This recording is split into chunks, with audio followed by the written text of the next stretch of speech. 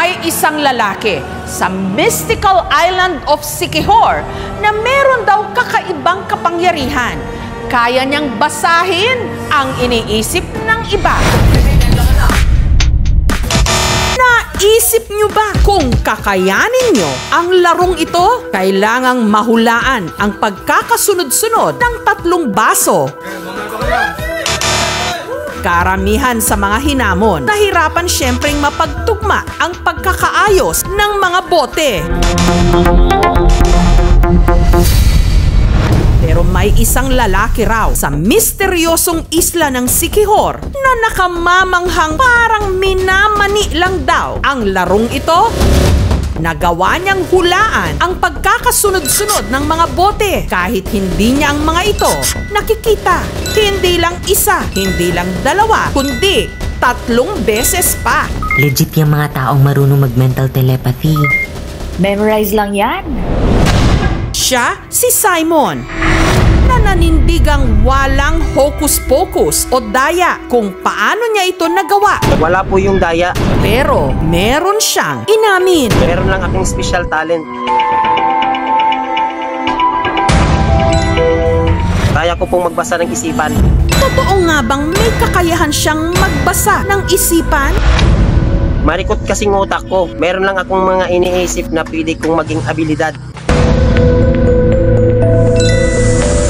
Bigla na lang yan napasok sa isip ko at pinag-insayuhan ko at tumama talaga lahat, ma'am, yung mga challenge na. Wala po talaga daya yun kasi on the spot lang po talaga yun. Yung ibang kasamahan ko po, puro mali sila. Pero ako, tumama po lahat, ma'am, ng ilang beses po. Ayon sa pananaliksik ni Simon, ang tawag daw sa espesyal niyang abilidad, mental telepathy.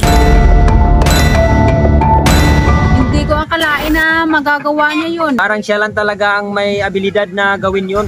Akalain mo? 3 beses na inulit? Tugma lahat? Pero sa tuwing ginagawa niya ito, Kapag nahihirapan po ako sa pag-iisip, parang sumasakit po ang parte ko po dito. hindi raw alam ni Simon kung paano siya nagkaroon ng ganitong kakayahan. Pero ang hinala niya, baka raw may kinalaman ang kanyang lolo't lola. Parehas po kasi silang manggagamot. Yung ginagamot nila po yung hindi kaya ng doktor. Naisip ko baka sa huli ganun din ako. Sige nga ang di umano mental telepathy skills ni Simon. Subukan natin. At sa pagkakataong ito, ile-level up pa. Dahil kung dati, 3 bote lang ang kinailangan niyang pagtugmain. Ngayon, 5 na. Siniguro rin nilang hindi nakikita ang pagkakasunod-sunod sa laman ng kahon.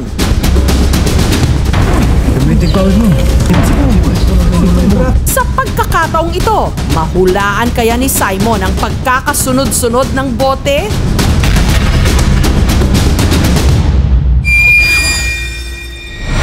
Sa unang round, 3 garapon muna ulit na may iba't ibang kulay ang kailangang ma-match ni Simon sa pagkakasalansan ng garapon na nasa loob ng kahon.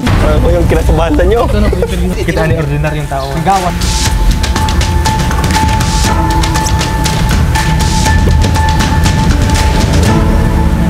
Ang unang round, Tama! sa ikalawang round, nagdagdag ang aming team ng isa pang garapon. 4 na ang kailangan niyang mapagtugma. Nahirapan sa kondisyon eh. Sa pagkakataong ito, si Simon hindi pa rin pumalya.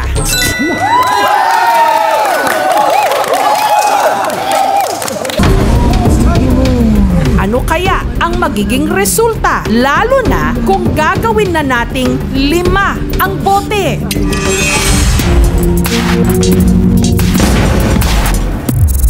Kapag nahirapan po ako sa pag-iisip, sumasakit po ang noo ko, ang parte po dito.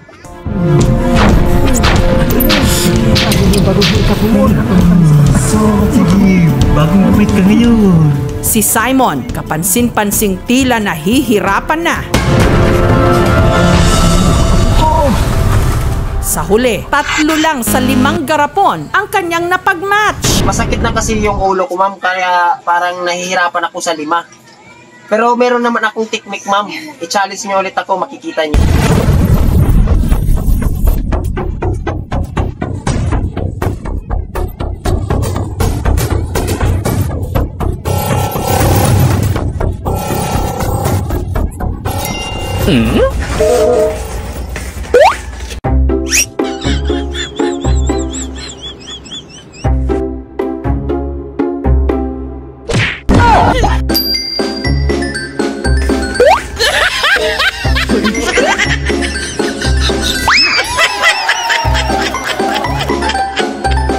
Yan kasi ang magandang technique ko, yung batukan ako sa ulo kasi agad-agad bumalik yung kakayahan ko. Malaman ko kaagad, biglang mapasok sa isip ko ng pabilisan at malaman ko agad at tumpak na mahuhulaan ko talaga yan. Saka sa huli, ma'am, naisip ko, why not kung nakakahula ako, nababasa ko yung isipan, pagpraktisan ko siya na magiging magic. Nag-concentrate ko ako. Tapos yung nabalabas ko yung parang dalawang hula, pinagbaksak ko sa lupa at nagiging maliit na swimming pool. So ayun, nagnaruto pa ako, nag-change ko ako at pinalipad ko yung dalawa, pinabagsak ko sa tubig at ang isa rin pinabagsak ko din sa tubig at saka ako, gusto ko maranasan, bumagsak rin ako mismo sa tubig. Tapos ma'am, nung nakontrol ko na po yung magic, nagawa ko ng mag-magic. Tapos, merong nagpamalas sa aking magic at saka naging palpak na. Dahil nung nagkakapi po ako, nabigla ako, parang bigla na lang may bumagsak na maliit na tao, parang dumindi. Bumagsak siya sa kapi ko.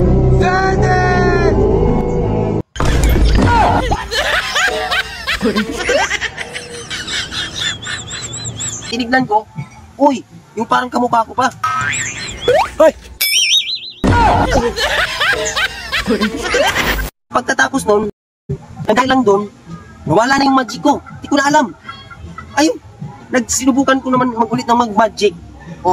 Nag-magic ko dito, yung sa gitna, yung puno. Tapos, tumagos ako sa kabila, nagiging wala na akong damit.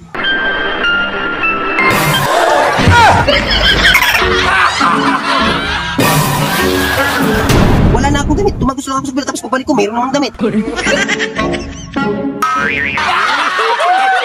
Ang daming tumatawa sa akin. Nahiya tuloy ako. Hay nako, walang hiyang mga audience.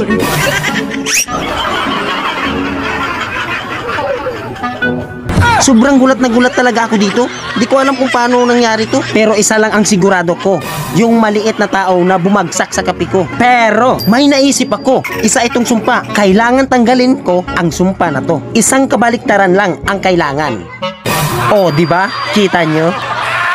Ang gusto ko sana kasi, ma'am, pag tumagos ako, mapalitan yung damit ko, yung maganda at mahalalin. Bakit pagpunta dun sa dulo, wala akong damit?